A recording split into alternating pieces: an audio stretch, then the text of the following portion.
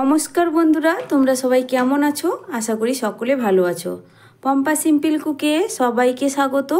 আজকে আমি তোমাদের সঙ্গে একটা সকালের কিংবা সন্ধ্যার টিফিনের রেসিপি শেয়ার করব, যেটা বানাতে খুবই সহজ এবং খেতে অসম্ভব টেস্ট হয়। মাত্র কয়েকটা উপকরণ দিয়ে এরকম একটা টেস্টি রেসিপি তোমরা খুব সহজেই বানিয়ে ফেলতে পারবে।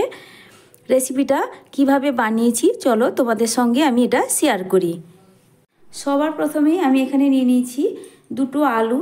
এখানে আমার আলু দুটো সেদ্ধ করা আছে, আর কিছুটা পরিমাণ সয়াবিনটাকেও আমি সেদ্ধ করে নিয়েছি। দুটো আলু আর সয়াবিনটাকে আমি কিন্তু প্রেসার কুকারেই সেদ্ধ করে নিয়েছি। এবার আলুটাকে আমি একটা গ্রেটারের সাহায্যে গ্রেট করে নেব সবার প্রথম। তোমরা চাইলে হাতের সাহায্যেও ম্যাশ করে নিতে পারো।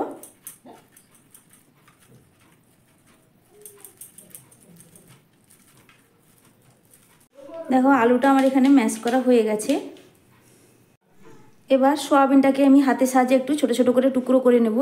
মিক্সিং গ্রাইন্ডারে একদমই গুঁড়ো করার প্রয়োজন নেই, সেক্ষেত্রে কিন্তু একদম পেস্ট হয়ে যাবে, খেতে একদমই ভালো লাগবে না। সয়াবিনটা যেহেতু সেদ্ধ করা আছে, দেখো অনেকটাই সফট, হাতে মাখানোর ক্ষেত্রে কিন্তু একদমই অসুবিধে হবে না। দেখো খুব সহজেই আমি হাতের সাহায্যে সয়াবিনগুলো মাখিয়ে নিচ্ছি একটু। দেখো সয়াবিনটা হাতের সাহায্যে আমি একটু ছোট ছোট টুকরো করে নিয়েছি। একদমই প্লেন হয়নি, একটু দানা দানা ভাব আছে, এক্ষেত্রে কিন্তু খেতে খুবই ভালো লাগবে। এবার গ্যাসে একটা ফ্রাইং প্যান বসিয়ে দিয়েছি। প্যানটা আমার গরম হয়ে গেছে, দিয়ে দিচ্ছি 1 টেবিল চামচ মতো তেল। তেলটা আবার গরম হয়ে গেছে, সবার প্রথমে দিয়ে দিচ্ছি আমি কোচানো পেঁয়াজ। পেঁয়াজটা সবার প্রথমে হালকা করে একটু ভেজে নেব।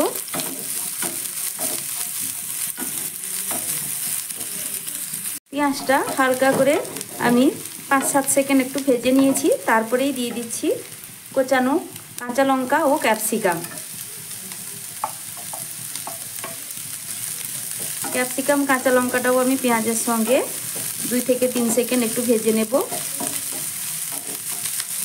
ক্যাপসিকামটা একটু ভেজে নেওয়ার পর আমি দিয়ে দিচ্ছি সয়াবিন। সয়াবিনটা যে আমি হাতে একটু ভেঙে রেখেছিলাম ছোট দানা করে, এই সয়াবিনটা আমি এবার দিয়ে দিলাম। যেহেতু সয়াবিনটা সেদ্ধ করার সময় আমি অল্প একটু লবণ দিয়েই সেদ্ধটা করেছিলাম, তার কারণে এখানে আর এক্সট্রা কোনো লবণ ব্যবহার করব না আমি।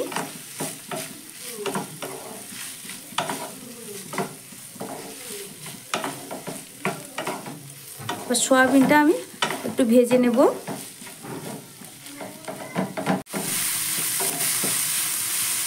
হালকা একটু ভাজা ভাজা হয়ে গেছে, আর এখানে দেব আমি সামান্য একটু চিনি। চিনিটা তোমরা নাও ব্যবহার করতে পারো, কিন্তু চিনিটা দিলে টেস্ট খুবই ভালো আসে। চিনিটা দেওয়ার পর আরও আমি 1 মিনিট মতো ভেজে নেব, তারপর গ্যাসের ফ্লেমটা অফ করে দিব। সয়াবিনটা এবার আমার একদম পুরোপুরি ভাজা হয়ে গেছে। এবার আমি এগুলোটাকে তুলে নিচ্ছি। এবার এই যে সয়াবিনের পুরটা আমার রেডি হয়েছিল, এটা কিন্তু ঠান্ডা হয়ে গেছে। এবার গ্রেট করা আলু সঙ্গে ধনেপাতা আর নিয়েছি এখানে একটা ম্যাগি মশলা, সব কিছু দিয়ে আমি ভালো করে একটু মিশিয়ে নেব। দিচ্ছি পরিমাণ মতো লবণ। সয়াবিনের লবণটা আমার ছিল, আলুর পরিমাণে আমি এখানে লবণটা দিলাম। আর আমার কাছে ছিল সামান্য একটু চিজটাও আমি একসঙ্গে দিয়ে দিচ্ছি। তোমরা চিজটা স্কিপ করতে পারো, আমার কাছে ছিল। এবার সব কিছু মিশিয়ে নেব আমি একসঙ্গে। লবণটা কিন্তু অবশ্যই দেখে বুঝে দিবে, ম্যাগি মশলাতেও লবণ থাকে, আর সোয়াবিনের পুরেও আমার যেহেতু লবণটা ছিল, এর কারণেই লবণটা আমার পরিমাণটা একটু কমই লেগেছে। পুরটা এখানে আমার কিন্তু একদমই রেডি। এবার এটাকে আমি এক সাইডে সরিয়ে দিচ্ছি। এবার এখানে আমি একটা ময়দার গোলা রেডি করব, তার জন্য একটা বড় সাইজের পাত্র নিয়েছি 1 বাটি ময়দা,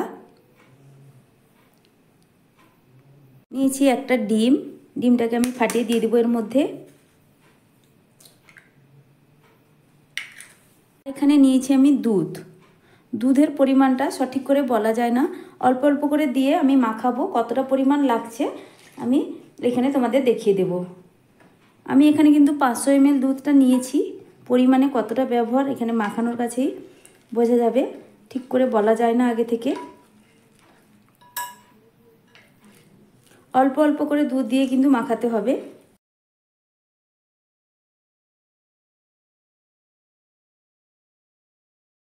অল্প অল্প করে দুধ দিয়ে আমার মাখানো পুরো রেডি হয়ে গেছে। দেখো ব্যাটারটা পুরো রেডি। এখানে কিন্তু আমার 500 ml দুধ পুরোটাই লেগে গেছে। ব্যাটারটা ঠিক এইভাবেই এসছে, খুব একদম পাতলাও না আর একদম ঘনও না, ঠিক বুঝতে পারছো তোমরা নিশ্চয়ই। দেখো একটু, ঠিক এইভাবে আমি ব্যাটারটা রেডি করেছি। তারপর আমি গ্যাসে একটা ফ্রাইং প্যান বসিয়ে দিয়েছি। ফ্রাইং প্যানটা আমার গরম হয়ে গেছে, এখানে মিডিয়াম গরমই হয়েছে। এবার সামান্য একটু তেল নিয়ে একটা ব্রাশের সাহায্যে আমি একটু তেলটা ব্রাশ করে নিলাম। ময়দার ব্যাটারটা যে আমি রেডি করেছিলাম সেখান থেকে আমি এখানে 1 হাতা ব্যাটার দিয়ে দেব। তারপরে হাতলটা ধরে একটু ঘুরিয়ে একটু গোল শেপ দিয়ে নেব।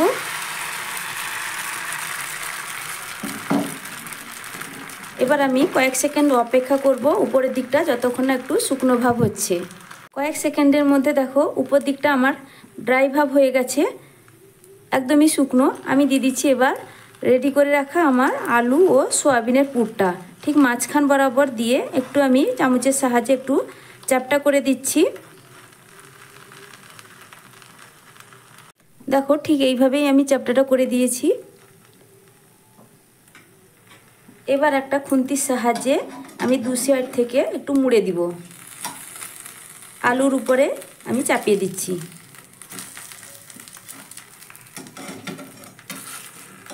তারপরে এই দিক থেকেও আমি এইভাবে একটু মুড়ে দিলাম,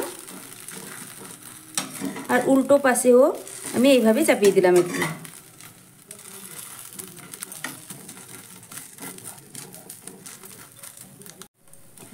এবার এটাকে আমি উল্টে দেব। উল্টে দেওয়ার পর আবারও একটু ব্রাশ দিয়ে তেল ব্রাশ করে দিচ্ছি, একদমই অল্প পরিমাণ।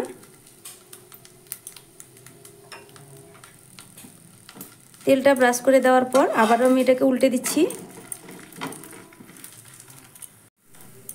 আবারও একবার উল্টে দিচ্ছি, তারপরেই আমি তুলে নেব। এবার আমি তুলে নিচ্ছি। দেখো আমার একটা রেডি হয়ে গেল। আবারও তোমাদের আমি একটা করে দেখাচ্ছি।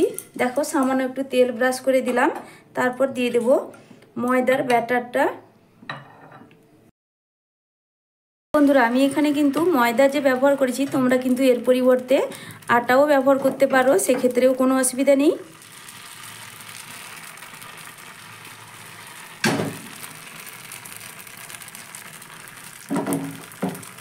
উপরের দিকটা যখনই ড্রাই ভাব হয়ে যাবে, দেখো আমার এখানে ড্রাই হয়ে গেছে, তখনই দিয়ে দিতে হবে আলুর পুর।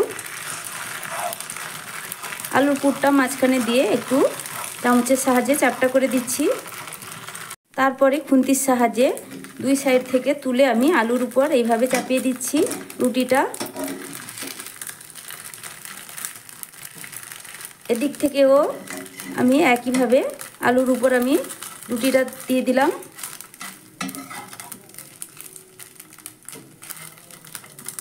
দেখো খুব সুন্দরভাবেই রেডি হয়ে গেল। এবার দিয়ে দেবো ওপর থেকে একটু তেল, একদমই অল্প পরিমাণ আমি তেল একটু ব্রাশ করে দিলাম। তারপরে এটাকে আমি একটু উল্টে দিচ্ছি। উল্টো পিঠেও একটু আমি তেল ব্রাশ করে দিব একইভাবে।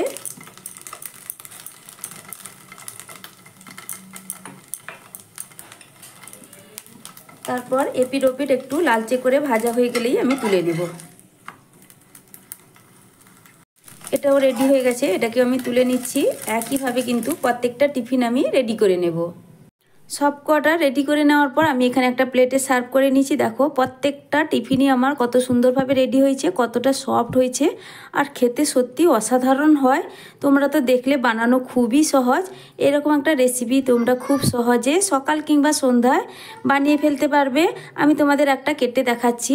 ভেতরের পুরটা দেখো খুব সুন্দরভাবেই আমার আছে।